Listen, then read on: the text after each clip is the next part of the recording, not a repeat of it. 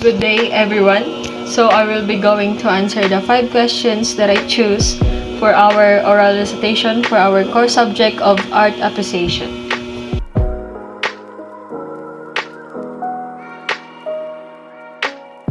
Art critics have claimed that art is simply an illusion because they believe that the images and objects created by artists are not real in the same way that everyday objects are real.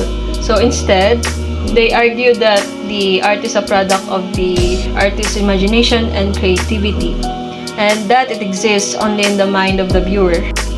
So one reason why art may be considered an illusion is that it is often created using techniques that are designed to deceive the viewer's senses. So for example, painters may use perspective and shading to create the illusion of depth and three-dimensionality on a flat canvas. And sculptures may use materials such as marble or bronze to create the illusion of weight and solidity in their works. In this sense, art can be seen as a kind of visual trickery designed to fool the viewer into seeing something that isn't really there. Another reason why art may be considered an illusion is that it often depicts things that are not present in the real world.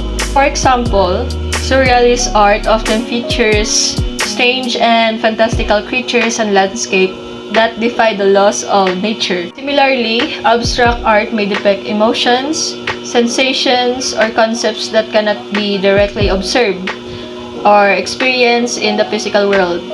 So in this sense, art can be seen as a kind of fiction, a representation of a world that exists only in the art's imagination.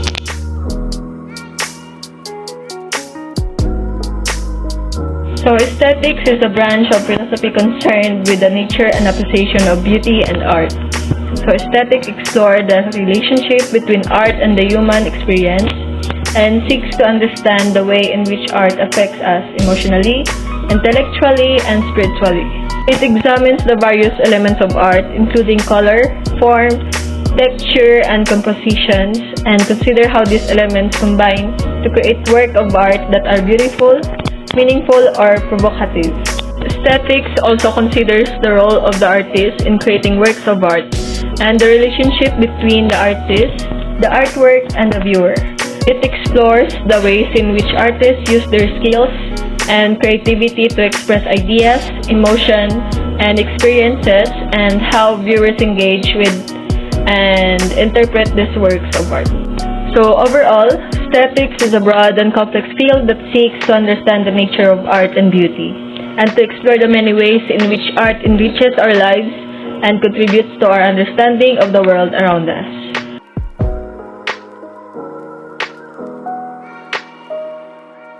During the Renaissance period, the female body was considered to be a symbol of beauty, grace, and sensuality. Artists of this period often depicted the female form in a way that emphasizes idealized proportions, curves, and delicate features, using techniques such as chiaroscuro to create a sense of depth and realism. In Renaissance art, the ideal female body was characterized by a full and rounded figure with soft, curving lines and a small waist.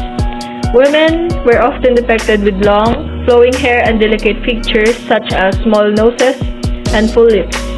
The female form was also often depicted in a state of undress or semi-undress, with drapery or fabric strategically placed to suggest rather than reveal the body. The sensuality of the female form was further emphasized through the use of poses and gestures, with women often depicted in languid, relaxed postures that suggest a sense of ease and pleasure. Female nudes were also often depicted in natural settings, such as gardens or forests, which further emphasized their connection to the natural world and their sensuality. So, in conclusion, the depiction of the female body in Renaissance art was characterized by a celebration of its beauty and sensuality, with artists using a range of techniques to create an idealized and often eroticized representation of the female form.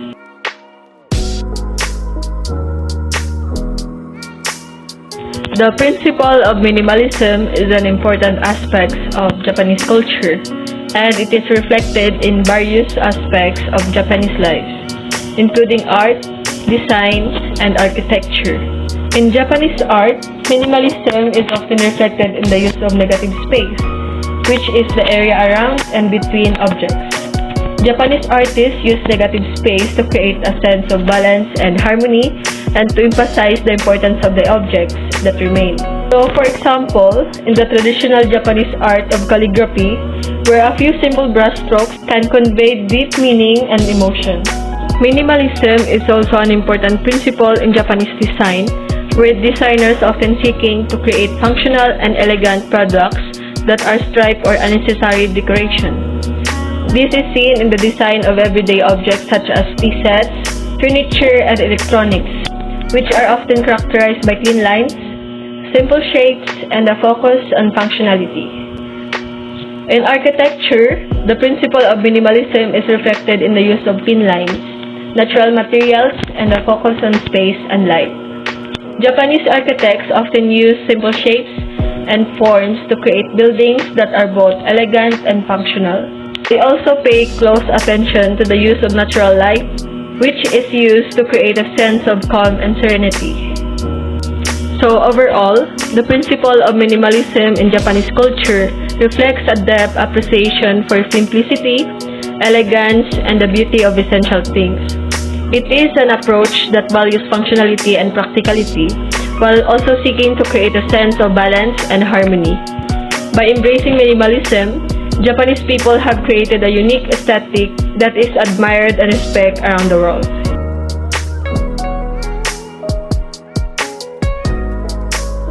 So, there are 5 phenomena of ganda. The first one is ganda as an effective phenomenon, which is the ganda is judged in terms of the emotion or the sentiment it evokes from the perceiver.